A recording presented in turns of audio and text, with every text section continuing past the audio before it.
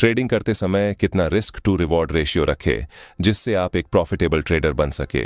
तो आज हम समझेंगे कि रिस्क टू रिवॉर्ड रेशियो क्या होता है, ये क्यों जरूरी है और इसे ट्रेडिंग में कैसे इस्तेमाल करें।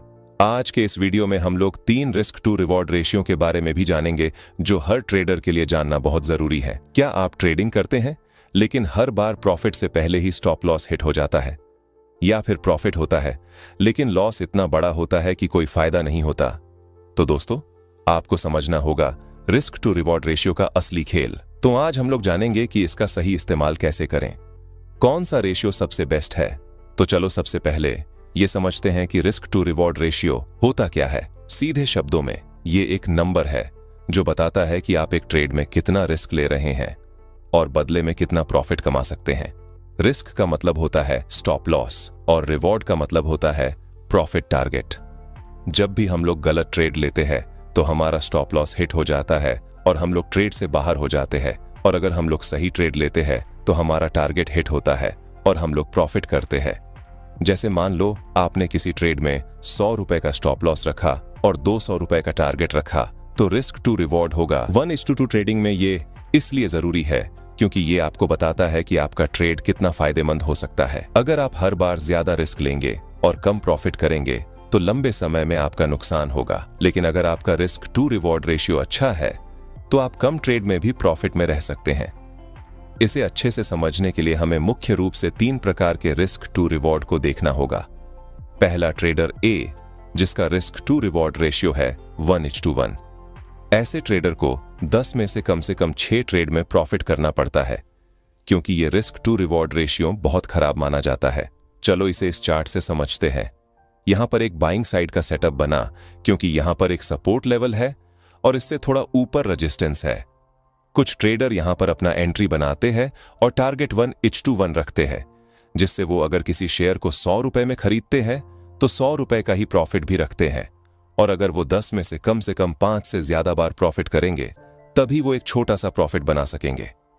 क्योंकि अगर वो 10 में 5 ट्रेड में भी प्रॉफिट करते हैं तो उन्हें लॉस ही होगा, क्योंकि 5 ट्रेड में 500 का प्रॉफिट और 500 का लॉस और फिर ब्रोकरेज अलग से देना पड़ेगा। इसीलिए जो छोटा टारगेट रखते हैं वो प्रॉफिट करने के बाद भी लॉस में ही रहते हैं। और कुछ ट्रेडर तो ऐसे होते हैं जो अपने ट्रेड में एंट्री तो कर लेते हैं लेकिन मार्केट थोड़ा ही ऊपर जाता है और थोड़ा प्रॉफिट होने पर ही बाहर निकल जाते हैं, क्योंकि उन्हें डर होता है कि ये छोटा प्रॉफिट भी ना चला जाए। और ऐसे ट्रेडर कई दिन के छोटे छोटे प्रॉफिट को एक दिन में ही गवा देते हैं। ऐसे ट्रेडर दिन में कई बार छोटे छोटे ट्रेड लेते हैं और ओवर ट्रेडिंग का शिकार बन जाते हैं और ब्रोकरेज चार्ज उन्हें अपने जेब से भरना पड़ता है।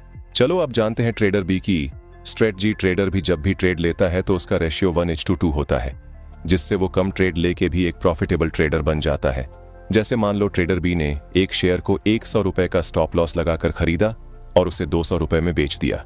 इसका मतलब है 2 गुना कीमत पर। इससे वो अगर 10 ट्रेड में से 5 ट्रेड में भी प्रॉफिट करता है तो भी वो एक प्रॉफिटेबल ट्रेडर बन सकता है, क्योंकि जहां ट्रेडर ए ने 5 ट्रेड में प्रॉफिट करने के बाद भी लॉस में ही था, वही ट्रेडर बी 5 ट्रेड में 1:2 के रेशियो से प्रॉफिट लेता है, जिसमें उसे 1000 का प्रॉफिट हो गया और 500 का लॉस होगा। फिर भी वो 10 में से 5 ट्रेड में भी प्रॉफिट करने के बाद वो 500 के प्रॉफिट में ही रहेगा। इसीलिए जब भी आप ट्रेड ले तो रिस्क टू रिवॉर्ड रेशियो 1:2 रखें, जिससे आप एक प्रॉफिटेबल ट्रेडर बन सके। अगर आप 1:2 के रेशियो से 10 ट्रेड में एंट्री करते हैं और अपने प्रॉफिट टारगेट और स्टॉप लॉस नियमों को अच्छे से फॉलो करते हैं और आपके 10 ट्रेड में से सिर्फ 3 ट्रेड में भी आपने अपना प्रॉफिट टारगेट हिट किया, फिर भी आप प्रॉफिटेबल ट्रेडर बन सकते हैं। इस रिस्क रिवॉर्ड सेटअप का इस्तेमाल ट्रेडिंग के दौरान किसी भी टाइम फ्रेम में आप कर सकते हैं। लेकिन अगर आप इंट्राडे ट्रेडिंग करते हैं तो 5 मिनट टाइम फ्रेम भी अच्छा होगा। लेकिन इस सेटअप में आपको अपने इमोशंस को काबू में रखना आना चाहिए, क्योंकि मार्केट कभी भी आपके प्रॉफिट टारगेट को सीधी रेखा में हिट नहीं करेगा।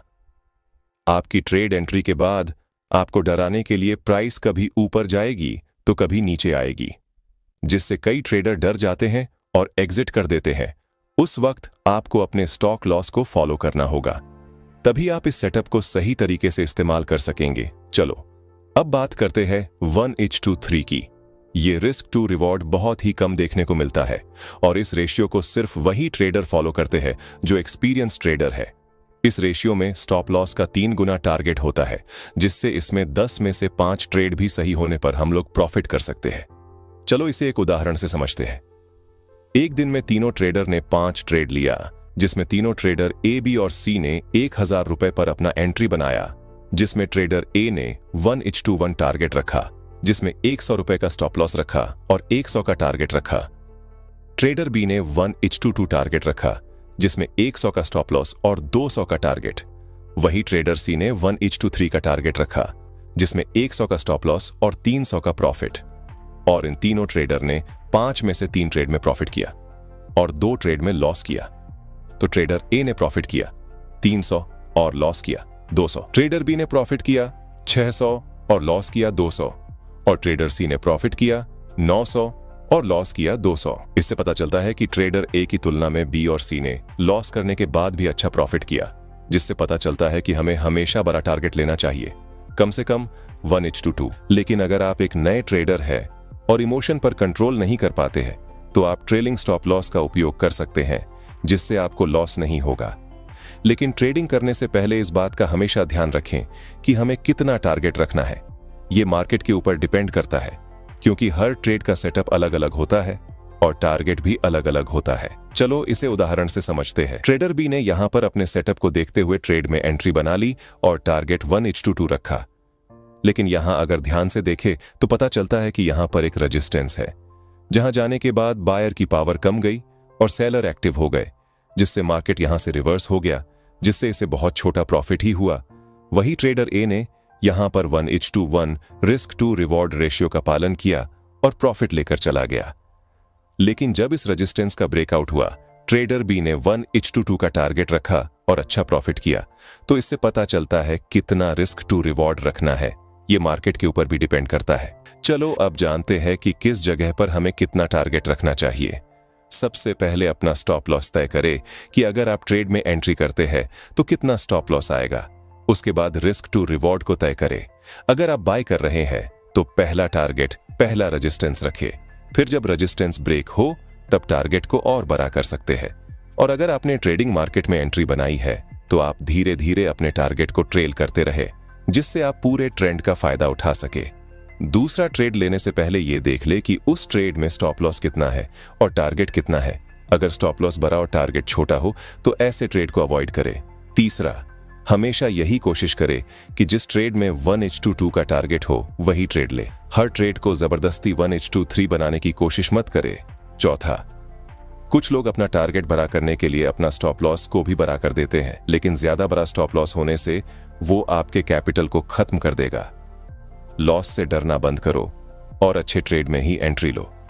दिन में अगर 3 बार आपका स्टॉप लॉस हिट हो जाए तो उस दिन ट्रेडिंग छोड़ दो, क्योंकि ट्रेडिंग में इमोशन को कंट्रोल करना बहुत जरूरी है। अगर एक बार स्टॉप लॉस हिट हो जाए तो उसे एक्सेप्ट करो। उस स्टॉप लॉस को कवर करने के लिए मार्केट से फाइट मत करो, क्योंकि इससे आपका बड़ा लॉस हो सकता है।